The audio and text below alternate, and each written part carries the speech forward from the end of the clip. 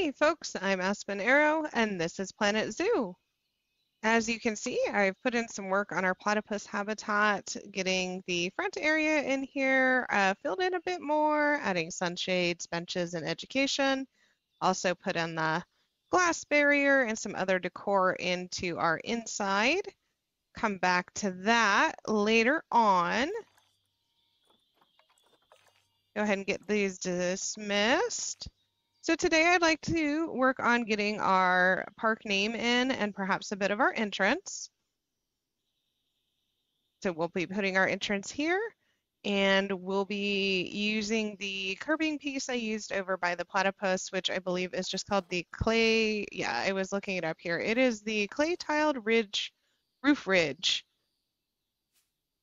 I liked this piece because it had kind of an interesting shape to it. And then when you sink it, you still get the little edge of the, I don't know what to call these, but the indentation.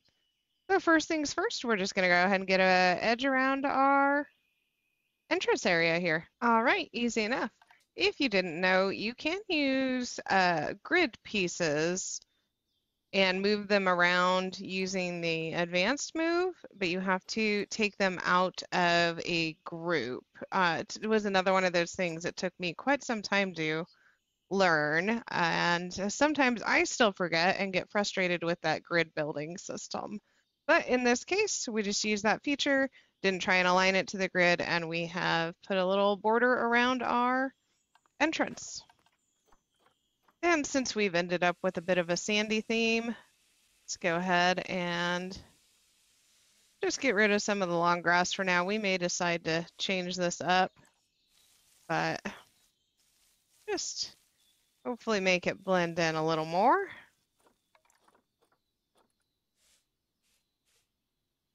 Probably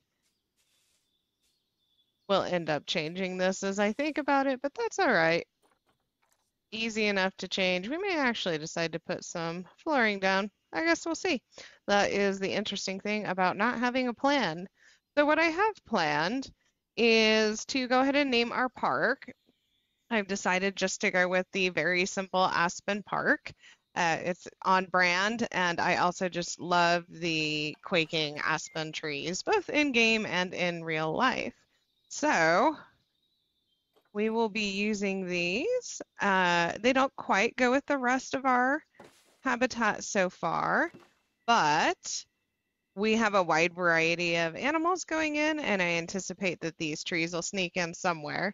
So let's go ahead and just leave one here to hopefully help inspire us. After looking through the options, I started using this rusted beam piece, thinking I could maybe make the lettering out of the curves. There's some smaller curved pieces of this rusted piece, and sort of ended up stumbling across something I think I really like. So we'll have our aspens highlighted in the back, and then our zoo name. I'd like to make these have some hooks, so it looks like they're hanging down off the bar. Our planks are now hanging down. I think it looks visually pretty correct. Don't have too much different spacing. I think we may go back and try just the plain lettering again and see if we can't figure out some spacing that looks visually correct. Let me actually grab the lettering here, because this one is now too big, but maybe if we do it more up here,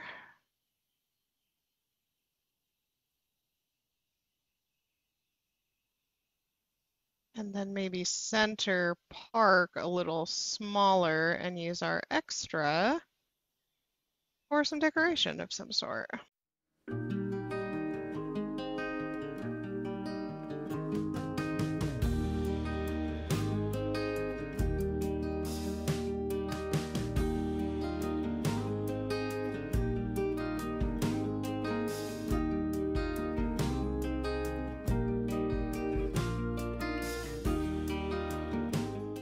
And let's back up, see how that looks.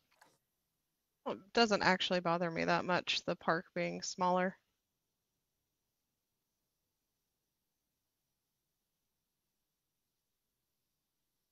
So I need to change it from a white color. Not quite sure yellow will blend in too much, maybe blue. We haven't used a lot of blue in park yet. I guess we have this blue over here, but maybe blue. And then with some of our props or decals. So many props to go through. Let's go look actually at our signs for the species.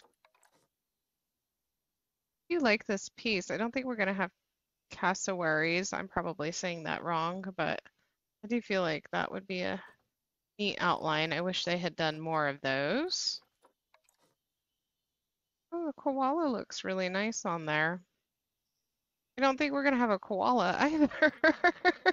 But that's all right. We can always expand the zoo if we decide to. And I suppose it doesn't have to be something that is in our zoo, although probably a bit of false advertising. After browsing through the pieces, I decided I really did like the koala the best. I thought the brown sort of complemented our rusty piece here and some of the other rusty browns that we have going in the platypus habitat, and there just wasn't many of the pieces that were like that. So we have our little koala with some vines and some probably completely unrealistic aspen leaves, but we're going with it.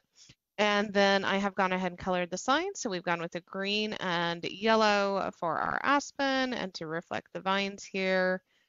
A shout out to Gunter's Gaming for his recent video as he was doing this double technique. And so I just had that moment of like, oh, I can make this pop a little more and use two colors. So here we are applying things we learned.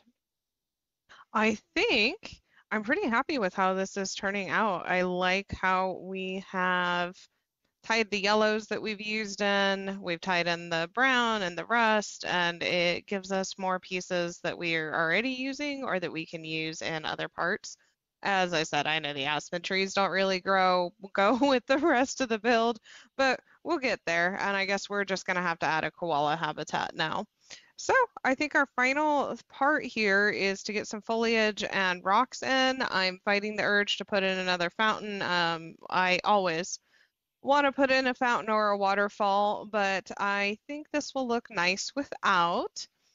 So let's go ahead and get some rocks and foliage and see where we end up. And here we are back with our foliaged and named zoo. We now have Aspen Park with koalas coming soon. I mostly just mirrored the foliage we've already been using in some of the other habitats. I did sync, these are the candelabra trees. And then we also had some Himalayan birch trees. So I think a lot of these we'll end up using in our habitats because, as I said earlier, we do have a decent variety of where our animals are from. I'm really happy with how this turned out. I think this metal structure could make an interesting sunshade to run parallel as you come into the park. So I may fiddle around with that as I have time over the next week. Did also just want to give you a little bit better peek, if you made this far, of the platypus habitats inside. See, we added some sunshades, we have signs, as I said earlier, but we also have added some decor, some benches, some education around the Australian fan palm. We have our barrier in now, so this is glass, and our guests could probably throw something over the barrier, but hopefully they just won't do that. And then we also have added into the tank more of the underwater plants, rocks, foliage. So I had some ideas while working on that tank. One of them was to make a sand castle So I think while that is still fresh in my mind and something I found intriguing to think of building, I think we may look at building a sandcastle habitat next time. I'll have to look at our list of animals and see if I think that we can manage it for one of them. Thank you so much for staying with me today and joining in, no longer to our random zoo, but to Aspen Park. I appreciate all your feedback and comments and support as I continue to learn this process of recording and editing. So thank you for joining, and as always, have a pleasant day.